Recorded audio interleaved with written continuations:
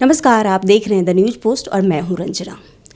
देश ही नहीं विदेशों की भी अगर बात कर ले तो इन दिनों कोरोना का नया वेरिएंट दस्तक दे चुका है। ओमिक्रॉन से हम सभी अच्छे तरीके से वाकिफ़ भी हो चुके हैं।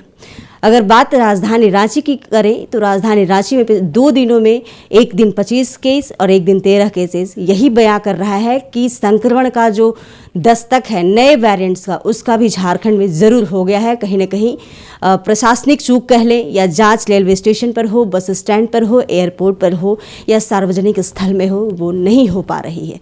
यह भी बात हम मानने से इनकार नहीं करेंगे कि वैक्सीनेशन की जो प्रक्रिया है उसमें भी तेज़ी ज़रूर लाई जा रही है और यही कारण है कि झारखंड का जो रिकवरी रेट है 98% से अधिक है।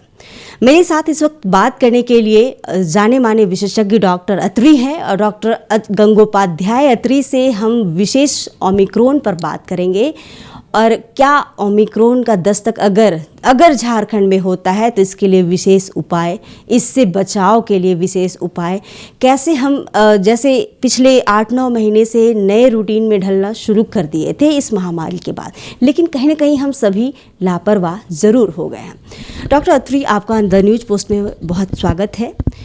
और जी नमस्कार, जोहार। आप ये बताएं कि नया वेरिएंट्स जो ओमिक्रॉन है इसका क्या स्वरूप है, मेरे दर्शक को आप सुन रहे हैं। मैं न्यूज़ पोस्ट का धन्यवाद इस साक्षात्कार के लिए। मैं रांची में ही बढ़ा हुआ हूँ और पहला वेव दूसरा वेव में मुझे अपना शहर का सेवा करने का मौका मिला। अभी मैं देख रहा हूँ कि पिछले 2 हफ्ते में कुल जितने केस रांची में आए थे पिछले 3 दिनों में उससे ज़्यादा केस आए हैं, यानी 3 दिन का केस 3 हफ्ते के बराबर है।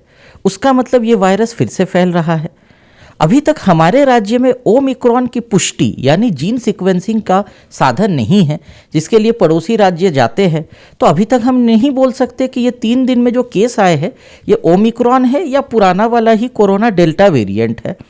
अब पिछले 3 दिन में जो मरीजों को मैंने देखे हैं, खास बात यह है कि सब एक परिवार से थे, यानी एक घर में जितने सदस्य थे सबको कोरोना हुआ। तो ये बता रही है कि अगर ये ओमिक्रॉन है तो ये कितना तेजी से फैल सकता है। कहाँ से आए थे? ये लोग धुरवा के निवासी है, जिसमें से एक सरकारी कर्मचारी है जिनके ऑफिस में उनका कोई सीनियर दिल्ली से आए थे, जिसके बाद ये बीमार पड़े और धीरे धीरे इनके घर के सारे लोग बीमार पड़ गए। दूसरा फैमिली जो था, ये लोग एक शादी में दिल्ली, मतलब कुछ लोग इनके दिल्ली से आए थे, शादी का फंक्शन रांची के ही आसपास हुआ था। अच्छा, तो क्या उनमें लक्षण क्या है, सिम्टम क्या है? हाँ, अभी तक जो पिछले 3 दिन में मैंने मरीज देखा है, खुशकिस्मत ये है कि इसमें से कोई गंभीरता या सीरियस मतलब भर्ती करने की नौबत वाली बात नहीं आई है। इनको बुखार, जुकाम, बदन हाथ दर्द और टेस्ट और स्मेल जाने की पुष्टि हुई है। कोई खतरनाक सांस फूलना या ऑक्सीजन कम होना जैसा सिम्टम्स नहीं मिला है। कोरोना रिपोर्ट उनका आ चुका है, RT-PCR। हाँ, मैं उन्हीं मरीज का बात कर रहा हूँ जिनका RT-PCR पॉजिटिव है। शक्की का बात, सस्पेक्ट का बात नहीं कर रहा हूँ। जो लोग कंफर्म RT-PCR पॉजिटिव है उन्हीं का बात कर रहा हूँ। डॉक्टर अत्री, आप ये बताएं कि ओमिक्रॉन डेल्टा वेरिएंट से कितना अधिक और कई गुना संक्रामक है, हमारे दर्शक को बताएं। अगर स्टैटिस्टिक्स की बात करें, अगर ओमिक्रॉन डेल्टा से कम खतरनाक भी हो, लेकिन ये तो साबित हो चुका है कि ओमिक्रॉन बहुत तेजी से फैलता है। सेकेंड वेव में ही हमने देखा था कि कैसे रांची एक राजधानी धराशायी हो गई थी कि बेड्स खत्म हो गए थे क्योंकि केसेस की संख्या ज़्यादा थी। अगर डेल्टा के तुलना में ओमिक्रॉन और ज़्यादा फैलने वाली हो तो उसका परसेंट में अगर भर्ती करने के मरीज कम भी आए तो भी एक खतरा ये हो सकता है कि हमारा हेल्थ रिसोर्सेज फिर से ओवरकम हो सकती है, मतलब number of doctors, number of nurses, number of medicine या number of beds and oxygen कम हो सकती है। तो ये जो बात है कि तेजी से फैलती है, ये बहुत चिंता वाली बात है। माइल्ड होने से भी अगर आप इसको मल्टीप्लाई करेंगे तो कहीं ना कहीं खतरे की परसेंटेज भी बढ़ जाएगी। तो आप ये बताया कि जैसे हमारे दर्शक को ये आप अवेयर करने के लिए बताइए, कहीं ना कहीं दर्शक वैक्सीनेशन के बाद डिपेंड हो गए हैं कि वैक्सीन लगा हुआ है, दोनों डोज है, हम फ्री हैं। इस पर आप क्या कहेंगे? अगर वैक्सीन पे जाते हैं, ध्यान रखिएगा ये कोविड की पहली वैक्सीन है। जैसे जैसे हमारी साइंस और इवॉल्व करेगी वैसे वैसे हम इस कोविड के प्रति और बेहतर वैक्सीन बना सकेंगे। अभी जो भी वैक्सीन है 100% इफेक्टिव नहीं है, ये समझिए। केवल कोविड नहीं, अगर पहले भी जितने बीमारियां थी उनके वैक्सीन पे भी जाते, जैसे पोलियो, जब पहला पोलियो का वैक्सीन आया था उसकी जितनी प्रोटेक्शन थी, अगला पोलियो में उससे ज़्यादा प्रोटेक्शन है, आज के पोलियो वैक्सीन में उससे ज़्यादा प्रोटेक्शन है। उसी तरह ये साल कोविड के पहले वैक्सीन है, आगे और बेहतर वैक्सीनें बनेगी।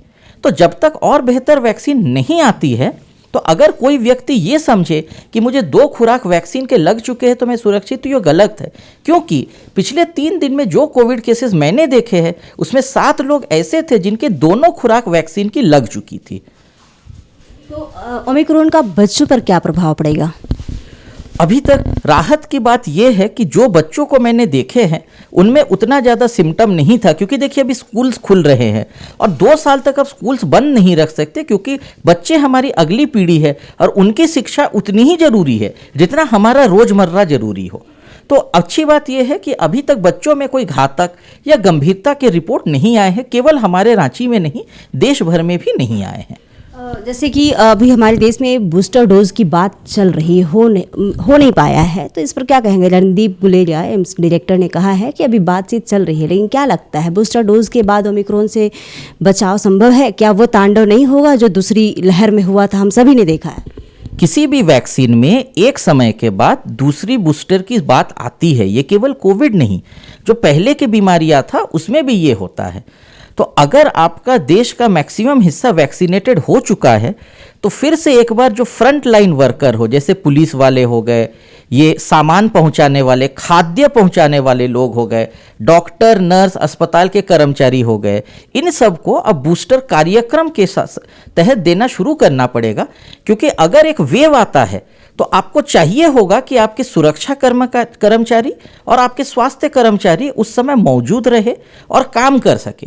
अगर वेव के दौरान आपके कोई पुलिस वाले या डॉक्टर या नर्स बीमार पड़ जाते तो काम कौन करेगा? तो इसीलिए अभी कार्यक्रम के तहत इन लोगों का एक बूस्टर डोज शुरू होना चाहिए। अगर ओमिक्रॉन होता है, कोई भी संक्रमण अगर होता है नया वेरिएंट, तो उसके लक्षण क्या है? मेन लक्षण कैसे पता करेगा कि ये नया वायरल है? कोविड का पहला लक्षण है कि एक परिवार में एक से ज़्यादा लोगों का बीमार पड़ना, क्योंकि ये बहुत भयंकर फैलने वाली बीमारी है। तो देखिए, मौसम बदलने से सर्दी, खांसी, जुकाम किसी को भी हो सकता है, लेकिन अगर एक परिवार में एक से ज़्यादा सदस्य को हुआ हो तो कृपया कोविड के बारे में सोचेंगे। स्मेल चली गई हो, टेस्ट चली गई हो, तो और दूसरा बीमारी तो सोचेंगे ही नहीं। बाकी लक्षण देखिए हर मरीज के लिए अलग होता है, लेकिन अगर आप ये दोनों नियम को मानिए तो ज़्यादातर केस में आप अर्ली इस बीमारी को शक करके टेस्ट करके इलाज ले सकते हो। लोगों में जागरूकता की कमी है, तो हमारे दर्शक को बताया किस तरीके से वो कैसे बचाव करेंगे। 2 महत्वपूर्ण जो है गुण जिसका बिहेवियर वो रखें और वो पालन करें। पहला मैसेज मैं ये देना चाहता हूँ कि देखिए, टीवी पर चेहरा सब कोई दिखाना चाहता है, लेकिन अगर मैं टीवी पे ये मास्क लगा के अपना नाक मुंह को ढका हुआ हूँ, ये पत्रकार महोदया मास्क लगा के अपने नाक मुंह को ढके हुए हैं, तो पहला मैसेज हम दोनों के तरफ से ये है, आप वैक्सीन लिए हो या ना लिए हो, कृपया सार्वजनिक स्थल पे नाक मुंह ढक के मास्क लगाइए। दूसरा, अनावश्यक भीड़ में कभी मत जाइए। देखिए, जब भी ईयर एंड की बात आती है, न्यू ईयर पार्टी की बात आती है, क्रिसमस गैदरिंग की बात आती है, जो हम लोग सब जानते हैं, जो भी हम लोग रांची में बड़े हुए कि रांची में क्रिसमस और न्यू ईयर कितने धूमधाम से मनाई जाती है, लेकिन ये साल सेलिब्रेट करने का साल नहीं है, ये साल जिंदा रहने का साल है। ये साल अगर हम लोग अपने खुशी को कंट्रोल करके सोशल डिस्टेंसिंग बना के दूर रह सके तो आगे हम लोग जिंदा रह सकते हैं और खुशियां मनाने के लिए। तो ये मेरी विशेष मैसेज है, अनचाहे सेलिब्रेशन से बचे, हर हालत में मास्क लगा के रहिए, सैनिटाइज़र का प्रयोग कीजिए। जिस समय कोविड आया था सैनिटाइज़र बहुत महंगा थी, आज के डेट में सैनिटाइज़र रोज़मर्रा की चीज़ हो गई है, बहुत कम उसका कॉस्ट आ गया है। Invest in sanitiser to save your self from expensive medical bills, and वो भी ऐसा बीमारी जिसका अभी तक कोई गारंटीड इलाज नहीं आया है। तो कोविड में किसी का गारंटी नहीं है कि आपका आउटकम हमेशा सक्सेसफुल होगा। डॉक्टर द्वी, जैसे कि साइंटिस्ट का कहना है कि फरवरी मार्च जो होगा या जनवरी को भी इंक्लूड कर लें तो ये भारत के लिए बहुत महत्वपूर्ण समय होगा। साइंटिस्ट IIT कानपुर का अभी रिसर्च ये कह रहा है, तो ये यूके में 1 लाख केसेस प्रतिदिन आने लगे हैं। हमारे देश में अभी आंकड़े ज़रूर कम है, लेकिन पिछले अगर 15 दिन का आंकड़ा देखा जाए तो उसमें काफ़ी तेज़ी हुआ है। इस पर क्या ये जनवरी फरवरी में सर्दी का भी मौसम होता है, पिछले वर्ष भी हमने तांडव देखा, तो इस बार क्या वैसा कुछ आपका जो अनुभव है अभी इन दिनों का, पिछले 15 दिनों का अनुभव आप साझा कीजिए। कोई भी सांस की बीमारी ठंड में ज़्यादा खतरनाक हो सकती है, तो अगर इस समय केस बढ़ना शुरू हुआ है तो इसमें से नंबर ऑफ सीरियस केसेस भी बढ़ेगी। तो जाड़ा जब तक है, फरवरी तक, first second week of March तक इंडिया के लिए संकट का समय है, सावधानी का समय है, पेशेंस का समय है।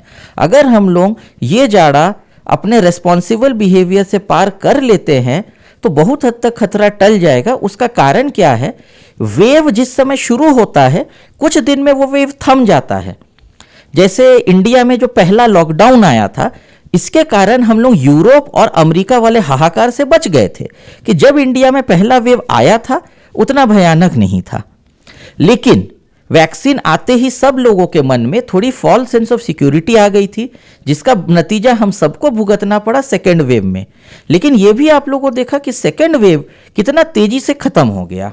तो इस समय अगर केसेस बढ़ रहे हैं, पिछले 2 वेव से अगर हम लोग डरे हैं, कुछ सीख लिए हैं, तो ये समय है अपने आप को सेल्फ आइसोलेट करने का, ताकि ये वेव को आप लोग वेव तक जाने नहीं दे, छोटा लहर में ही खत्म हो जाए। लेकिन शीत लहर और कोरोना लहर अगर एक साथ मिल जाए तो प्राणघाती हो सकती है। दूसरी लहर की कुछ अपने अनुभव को आप साझा कीजिए हमारे दर्शक के साथ। दूसरी लहर मतलब मेरे लिए बहुत ही परीक्षा की घड़ी थी, क्योंकि मेरे अपने पिताजी, दूसरी लहर में मैंने अपने पिताजी को खोया था। लेकिन उस समय मैं अपना एक कोविड सेंटर चलाता था, बर्लिन कोविड सेंटर। तो मेरे पास ये समय नहीं था कि मैं अपने पिताजी के आखिरी समय में शामिल या फिर अपने परिवार के साथ शामिल हो सकूं। मेरे पिताजी का काम मेरे बाकी घर वालों ने किया था, मैं लेकिन उस समय अपने कोविड मरीजों का ही देखा था। तो वो मेरे लिए बहुत ही परीक्षा की घड़ी थी। लेकिन अच्छी बात यह है कि इस समय मुझे सबका सहयोग मिला, सबने, जो मेरे मरीज थे या मरीज के परिजन थे, सबका सहयोग मिला। तो मैं ये बोलना चाहता हूँ कि एक बच्चा जो रांची में बड़ा हुआ, रांची ने उसको सब कुछ दिया, एक मुसीबत के घड़ी में वो रांची का मदद कर सका, तो ये मेरे लिए एक बहुत बड़ी सेटिस्फैक्शन थी। हालांकि उस समय मुझे एक बहुत बड़ा पर्सनल लॉस भी हुआ था। डॉक्टर अत्री ने हालांकि दूसरी लहर का जो तांडव है उसको भी उन्होंने जिक्र किया कि उनका पर्सनल लॉस भी अधिक हुआ था। हालांकि डॉक्टर होने के नाते इन्होंने रांची वासियों ही नहीं, झारखंड वासियों से अपील की है कि कोविड एप्रोप्रिएट बिहेवियर को जारी रखें। इन्होंने यह भी कहा कि सैनिटाइज़र शुरुआत में बड़ा ही महंगा मिलता था, उसकी कालाबाजारी भी होती थी, लेकिन इन दिनों सैनिटाइज़र को डेली रूटीन में शामिल करें और मास्क का प्रयोग उतना ही करें जितना वैक्सीन को हम अपनी ज़िंदगी में तवज्जो दे रहे हैं। हालांकि डॉक्टरों ने अपील करना शुरू ज़रूर कर दिया है कि ओमिक्रॉन का दस्तक भारत में हो गया है, झारखंड अभी उससे महफूज ज़रूर है, लेकिन उसकी जांच अभी तक रिपोर्ट नहीं आई है, इसलिए रिपोर्ट का इंतज़ार करना होगा। द न्यूज़ पोस्ट की पूरी टीम भी आपसे यही अपील करती है कि नए वेरिएंट्स का दस्तक देश में हो चुका है, इसलिए सतर्क रहें, अलर्ट रहें और बाहर निकलने से पहले जब तक अति आवश्यक कार्य ना हो तो बाहर ना निकलें, जाने से ज़रूर पहले परहेज़ करें। अगर आप जाते भी हैं, कोविड एप्रोप्रिएट बिहेवियर का पालन ज़रूर करें ताकि नया जो वेरिएंट्स है वो हमारे राज्य में अब दस्तक ना दे, क्योंकि हम सभी दूसरी लहर के तांडव से भली भांति वाकिफ़ हैं। चाहे वो सड़क हो, चाहे वो शमशान घाट हो, चाहे वो अस्पताल का ऑक्सीजन, खाली ऑक्सीजन सिलेंडर हो या खचाखच भरा हुआ अस्पताल का सीन हम दोबारा देखने के लिए मजबूर और बाध्य नहीं हो। सहयोगी संतोष कुमार के साथ रंजना कुमारी, द न्यूज़ पोस्ट, रांची।